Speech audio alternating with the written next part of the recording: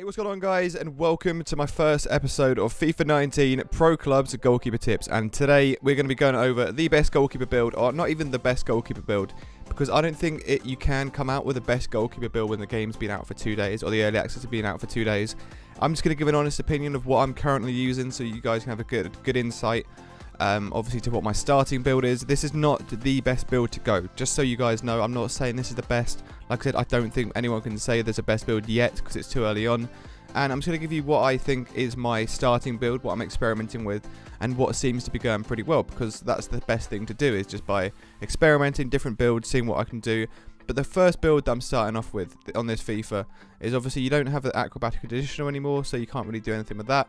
But this is the build that I'm currently testing. It's 6'4", 187. The reason I've gone 6'4" is I think being slightly smaller on this so far feels to be quite good. I feel like I'm really reactive to some shots. Long shots, I haven't been beaten at any long shots at the moment.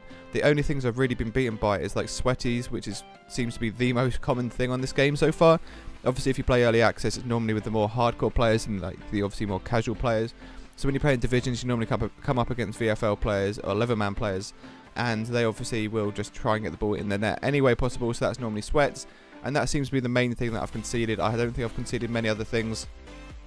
The other thing I've got to say is animations feel pretty nice. There's a few animations that are slightly questionable.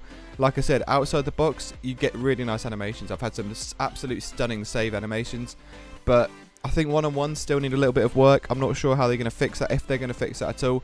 Obviously, we know that sometimes you run out to the ball, you slide on your knees, and it just gets tapped past you. I've not had that yet. I've not had that.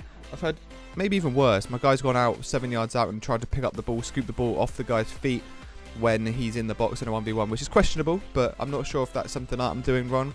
I'm just going to keep experimenting with the game, and I just don't think there's any way I can really give you guys an honest build as well straight away, because I just don't think it's possible. But a quick rundown of the boots and gloves that I'm using. So the boots that I'm using are in fact New Balance. I'm not matching the brand. I feel that's really killing my OCD there. But I'm using the New Balance Furon 4s, which are really nice. Obviously white and red, looking pretty clean. And then I'm rocking the Adidas Predator Pro Manual Neuer with them.